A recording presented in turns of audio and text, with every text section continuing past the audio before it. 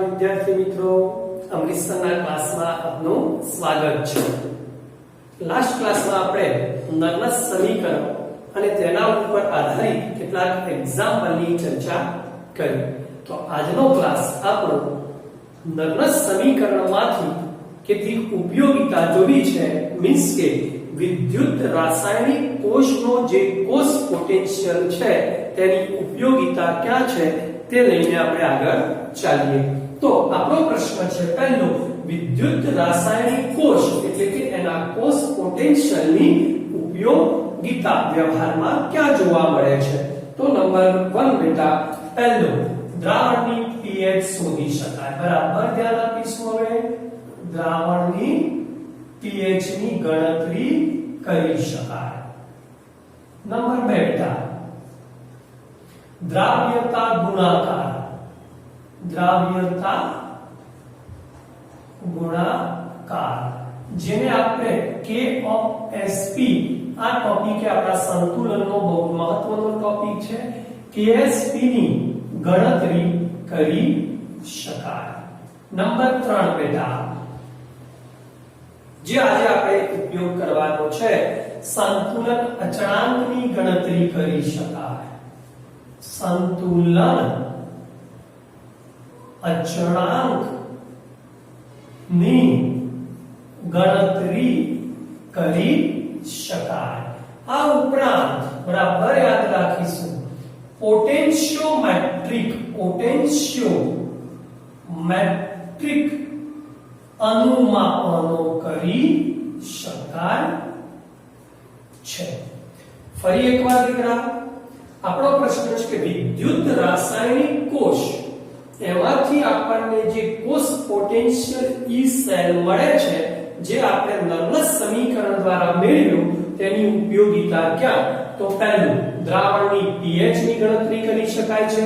Number 2, દ્રાવ્યતા ગુણાકાર Ksp ની ગણતરી કરી શકાય છે। Sp સોલ્યુબિલિટી પ્રોડક્ટ, દ્રાવ્યતા ગુણાકાર। ત્રીજો, સંતુલન અચળાંકની ગણતરી કરી શકાય છે તથા કેટલાક પોટેન્શિયોમેટ્રિક અનુમાપનો પણ કરી શકાય છે। હવે આગળનો ટોપિક મેઇન કયો છે? તો આજે આપણે અભ્યાસ કરવાનો છે સંતુલન અચળાંકની ગણતરી। એ પહેલા ડેનિયલ કોષની ચર્ચા કરી હતી આપણે બેટા। પ્રશ્ન આપણો એવો છે બેટા કે ભાઈ ડેનિયલ કોષ માં નર્વસ સમીકરણમાંથી કોષમાં નર્વસ સમીકરણ દ્વારા અથવા નર્વસ સમીકરણમાંથી સંતુલન અચળાંક શોધવો। સંતુલન અચળાંકની ગણતરી કરવી। હવે ડેનિયલ કોષ ફરી એકવાર આપણે જરા એની રેખાકૃતિ દોરી અને સમજીશું। બરાબર યાદ રાખજો, એક પાત્ર હતું, બીજું પાત્ર હતું, ઝિંકનો સળિયો હતો, કોપરનો સળિયો હતો। ફરીવાર, ઝિંકનો સળિયો એનોડ તરીકે હતો, ઝિંકના ક્ષારનું દ્રાવણ ZnSO4, કોપરનો સળિયો કેથોડ તરીકે હતો, CuSO4 નું દ્રાવણ અથવા કોપરના ક્ષારનું દ્રાવણ બતાવતા મિત્રો। બહુ જ મહત્વનો પ્રશ્ન છે, સમજવાથી કમ્પ્લીટ આવડી જશે દીકરા। શું કરતા બંનેને? બાહ્ય કોપરના તાર દ્વારા ગેલ્વેનોમીટર, વોલ્ટમીટર કે પોટેન્શિયોમીટર વડે તેનું બાહ્ય જોડાણ કરતા હતા। સપોઝ વોલ્ટમીટર કહીએ છીએ આપણે, વોલ્ટેજ માપીએ છીએ। ચલો, આ રેખાકૃતિ તમને એમ થશે કે સરે હજી કંઈક દોરવાનું બાકી રાખ્યું છે। અહીંયાથી અહીંયા ક્ષાર સેતુ, રેડી? તો ક્ષાર સેતુ હમણાં જોડતો નથી। શું બનશે બેટા? આપણે જાણીએ છીએ કે ઝિંક છે એ એનોડ તરીકે વર્તે છે અને એમાં થતી પ્રક્રિયા કઈ હતી દીકરા બોલો ચલો Zn2+ 2 ઇલેક્ટ્રોન કેથોડ ઉપરની પ્રક્રિયા કઈ હતી દીકરા Cu2+ 2 ઇલેક્ટ્રોન Cu બરાબર યાદ કરી લો ફરીવાર રિમેમ્બર ઇટ બરાબર ધ્યાન આપજો Zn શામાં રૂપાંતર પામ્યો Zn2+ માં આ Zn2+ માં રૂપાંતર પામે છે ઝિંક 2+ માં આ દ્રાવણમાં Zn2+ બનતો જાય અહીંયા Cu2+ છે SO4 2- છે એમાંના Cu2+ એ અહીંયા જાય Cu માં રૂપાંતર થાય તો જરા ફરી એકવાર ડેનિયલ કોશની રાસાયણિક પ્રક્રિયા નીચે પ્રમાણે છે હવે પ્રશ્નને વિગતે સમજીએ બેટા કે ડેનિયલ કોશમાં થતી રાસાયણિક પ્રક્રિયા કેવી હતી દીકરા Zn solid Cu2+ aqueous Zn2+ aqueous અને Cu solid ચાલો ક્લિયર ડેનિયલ કોશમાં થતી રાસાયણિક પ્રક્રિયા બરાબર મગજમાં ક્લિયર કરી દો દીકરા હવે નંબર 2 જેમ જેમ સમય પસાર થતો જાય છે તેમ તેમ Zn નું Zn2+ માં રૂપાંતર થાય છે મીન્સ Zn2+ આયનની સાંદ્રતા વધતી જાય છે જેમ જેમ સમય પસાર થાય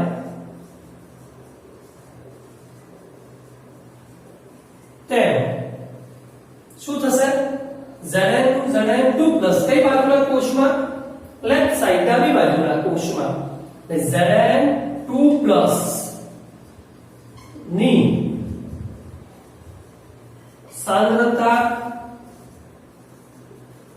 વધતી જાય નંબર 2 Cu2+ ની સાંદ્રતા શું થશે ઘટતી જાય Zn2+ વધ્યો Cu2+ ની સાંદ્રતા ઘટતી ગઈ કોષના પોટેન્શિયલમાં શું થશે દીકરા તો આપણે જાણીએ છીએ કે અહીંયા ઉત્પન્ન થયેલા ઇલેક્ટ્રોન એ એનોડ થી કેથોડ તરફ બાહ્ય પરિપથમાં વહે છે એના કારણે આપણને વોલ્ટેજ મળે છે વોલ્ટેજ તો કોષમાં ઉત્પન્ન થતા વોલ્ટેજનું પ્રમાણ શું થાય ઘટતું જાય તો ઘટતી જાય તેમ કોષમાં ના જે વોલ્ટેજ છે એનું પ્રમાણ ઘટે છે બરાબર યાદ રાખીશું Zn2+ ઉત્પન્ન થાય છે Cu2+ વપરાય છે એટલે ઘટે છે અને વોલ્ટેજનું પ્રમાણ ધીમે ધીમે શું થાય છે ઘટતું જાય છે એક સમય એવો આવે દીકરા બરાબર યાદ રાખજો કે થોડા સમય બાદ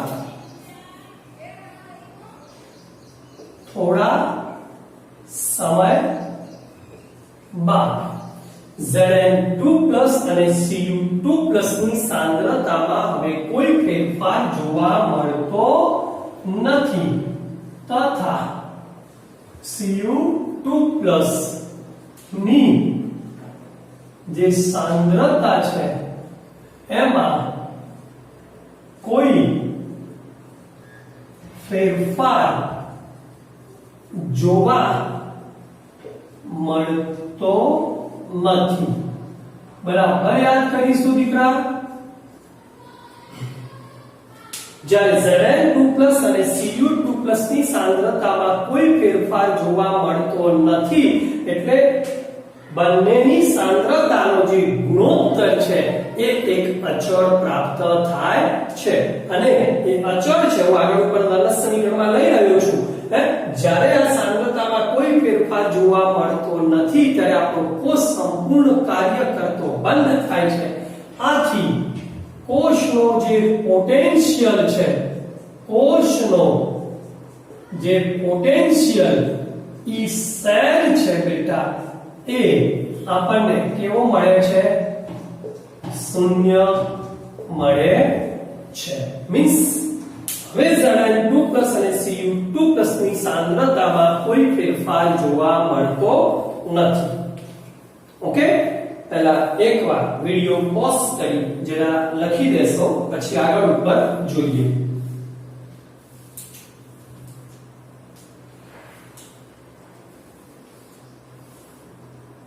ઓકે, ફરી એકવાર આપણો પ્રશ્ન શું છે? વિદ્યુત રાસાયણિક કોષમાં જે આપણો કોષ પોટેન્શિયલ છે એની ઉપયોગિતા. કેટલી ઉપયોગિતા? એક દ્રાવણની pH નક્કી કરવી, બીજો દ્રાવ્યતા ગુણાકાર Ksp ની ગણતરી કરવી, ત્રીજો સંતુલન અચળાંકની ગણતરી કરવી, પોટેન્શિયોમેટ્રિક અનુમાપનો પણ કરી શકાય છે. આ ચાર મહત્વની ઉપયોગિતા યાદ રાખજો. તમને અત્યારે કે સરે ફરી કેમ સમજાવ્યું દીકરા? તો તમને કહી દઉં, અત્યારે હાલ આપણે સંતુલન અચળાંકની ગણતરી કરી રહ્યા છીએ. હમણાં આપણા સિલેબસમાં આ બંનેના એક્ઝામ્પલ નથી, પરંતુ 2018 ની જે બુક્સ હતી એમાં આના pH ની ગણતરી અને દ્રાવ્યતા ગુણાકાર Ksp ના બી કેટલાક એક્ઝામ્પલ હતા, જે આગળ ઉપર આપણે ક્યાંક એક્સ્ટ્રા એક્ઝામ્પલ તરીકે અભ્યાસ કરીશું આપણા લેક્ચરની અંદર ને ચર્ચા બી કરીશું. આજનો ટોપિક હતો સંતુલન અચળાંક, માટે મેં આ ચર્ચા કરી. ચલો પહેલો પ્રશ્ન, જરા હું પ્રશ્ન બોલું, એનો જવાબ મગજમાં ક્લિયર થાય. મને કોઈ વિદ્યાર્થી મિત્ર કહેશે કે ભાઈ ડેનિયલ કોષમાં ડાબી બાજુનું જે પાત્ર છે એમાં કયા વીજભારિત બની જશે? કયા વીજભારિત બનશે? ચલો વિચારો. ઓકે, Zn માંથી Zn2+ બન્યો, માટે કયા વીજભારિત બને દીકરા? ધન વીજભારિત. ઓકે, ભાઈ કે સાચું જ વિચાર્યું.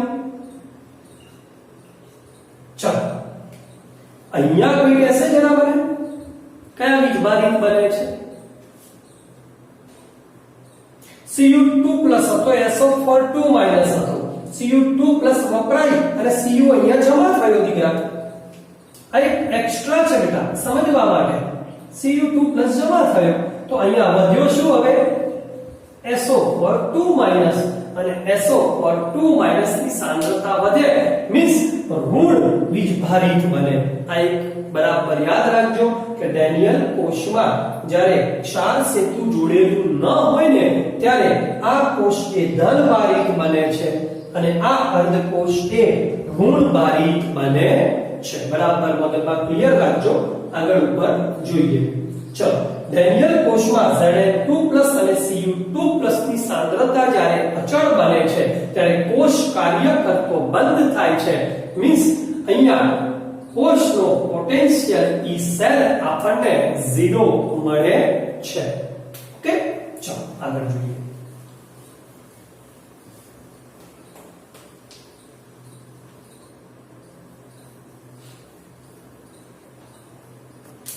ઓકે, હવે આપણું નર્મસ સમીકરણ શું હતું દીકરા?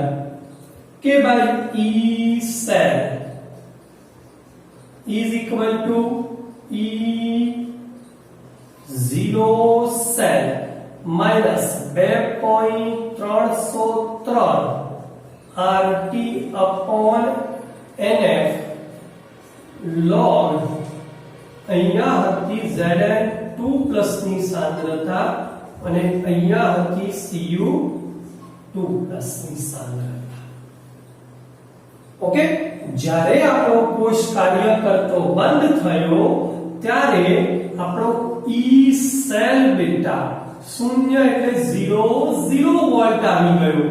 યાદ રાખો આ સંતુલન સમયે હંમેશા ઈ સેલ કેવો હોય 0 તો આ મૂલ્ય થયું આપણું 0.0. આ છે E0 cell minus 2.303 RT/NF log. જ્યારે સમજી લેજો બરાબર, મેં હમણાં તમને કીધું કે Zn2+ તથા Cu2+ ની સાંદ્રતામાં કોઈ ફેરફાર થતો નથી. મીન્સ આ ગુણોત્તર આપણો અચળ બને છે. આ ગુણોત્તર એક ચોક્કસ મૂલ્ય ધરાવે છે. એટલા માટે અહીંયા શું મૂકી દીધો? કોઈ અચળાંક. શું મૂકી દીધો? Kc. ઓકે બેટા, ચલો E0 સેલને આપણે સૂત્રનો કરતા કરીએ. આખું સ્ટેપ આ બાજુ લાવું છું. એટલે E0 cell is equal to 2.303 RT 298 કેલ્વિને ગણીએ અને n is equal to આપણા કોષ માટે 2 છે તો આપણું સૂત્ર બનશે 0.059 બાય n લેવું હોય તો n અને f લેવું હોય તો f. હું હમણાં n લઈને સમજાવું છું. સોરી, n લેવું હોય તો n અને 2 લેવા હોય તો 2. અહીંયા n લખ્યું log Kc એ સંતુલન સમયે Kc નું મૂલ્ય ગણવા માટેનું સૂત્ર અથવા સમીકરણ છે. બરાબર, વિડિયો પોઝ કરીને લખી દો, પછી આપણે ડેનિયલ કોષ માટેની ગણતરી સ્ટાર્ટ કરીએ છીએ.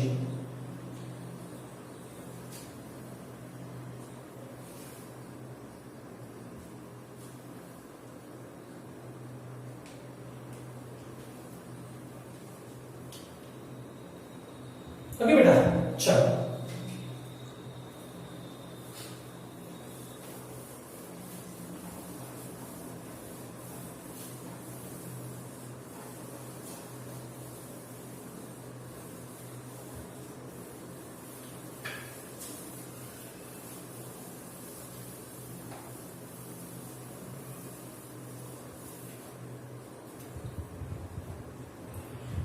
હવે આપણા નર્વસ સમીકરણમાં ડેનિયલ કોષ માટેનું જે સમીકરણ હતું એની કેટલીક વેલ્યુ મૂકીએ.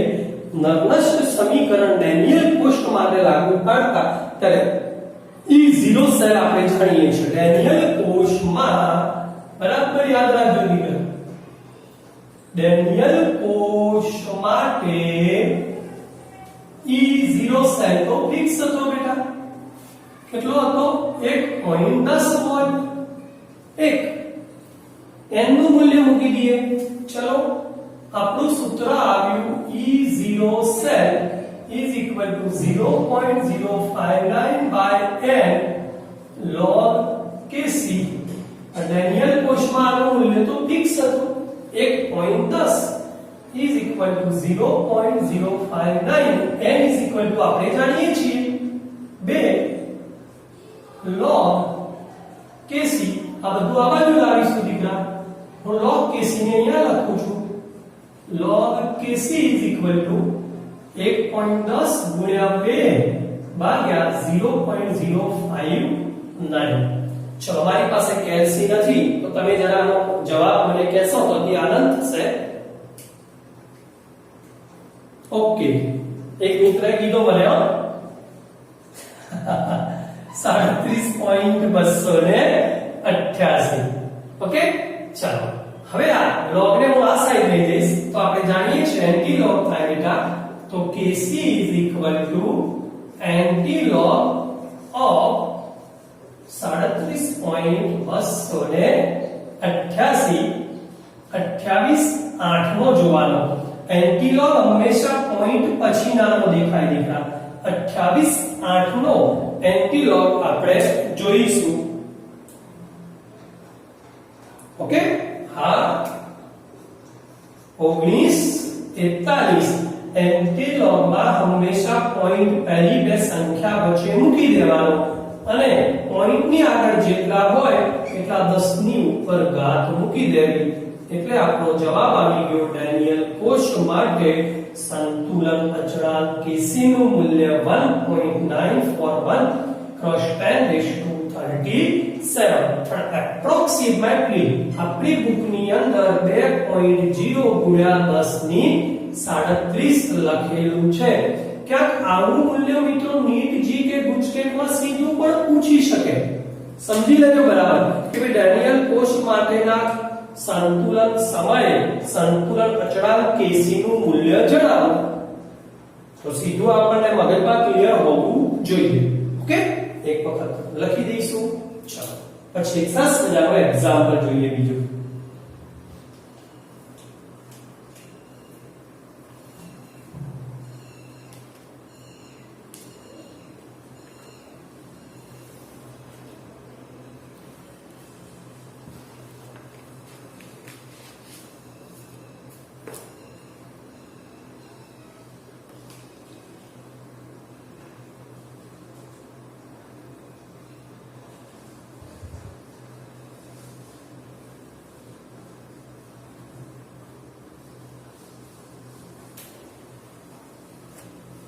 ओके, चलो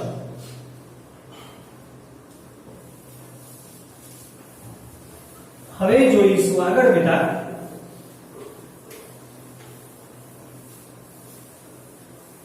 એક સરસ મજાનો એક્ઝામ્પલ આપણને ગણવાનો કીધો છે.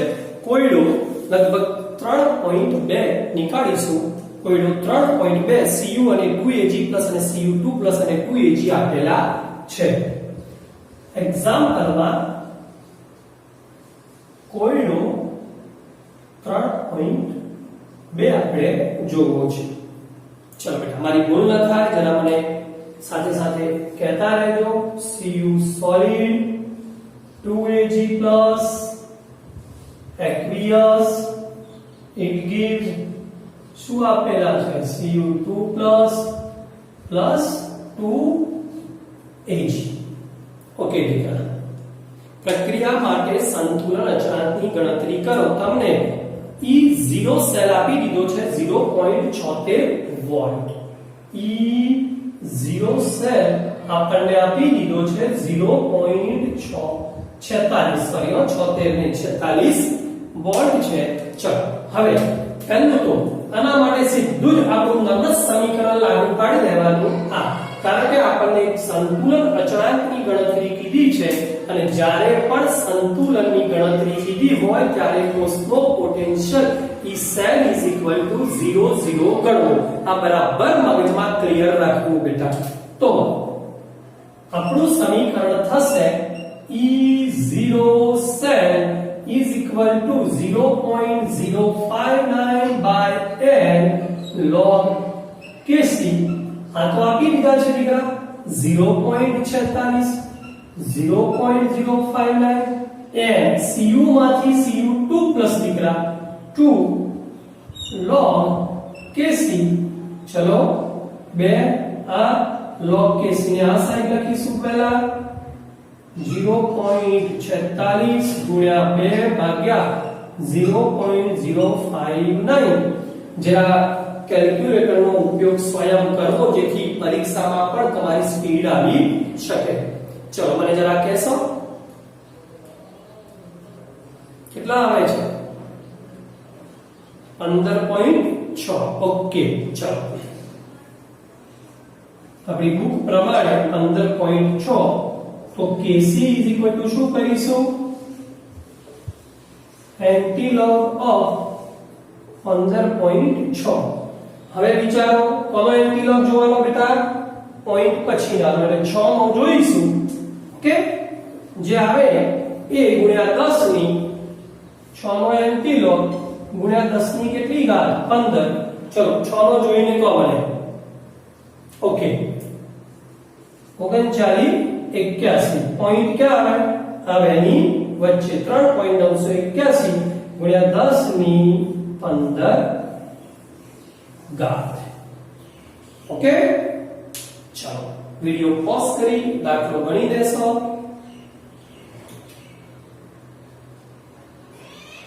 ઓકે, સરસ મજાની આજે સંતુલન અચળાંકની ગણતરી શીખ્યા. આવતીકાલે ફરીથી મળીશું ત્યારે કેટલાક એક્સ્ટ્રા દાખલા પીએચ વાળા એક્ઝામ્પલની ચર્ચા કરવી છે. સાથે સાથે જો આપણને KW નો કોઈ એક્ઝામ્પલ ક્યાંય સારો એવો હોય અને કોઈ વિદ્યાર્થીને ના આવડે તો મને SMS કરી શકે છે અથવા WhatsApp પણ કરી શકો છો. કોમેન્ટ્સમાં પણ લખી શકો છો કે સર મને આ નથી આવડતું, તો જરા આપણે એને વધુ વિગતે અને ખૂબ જ શાંતિથી સમજાવવાનો ટ્રાય કરીશું. ઓકે, જય શ્રી કૃષ્ણ, મળીએ આવતીકાલે.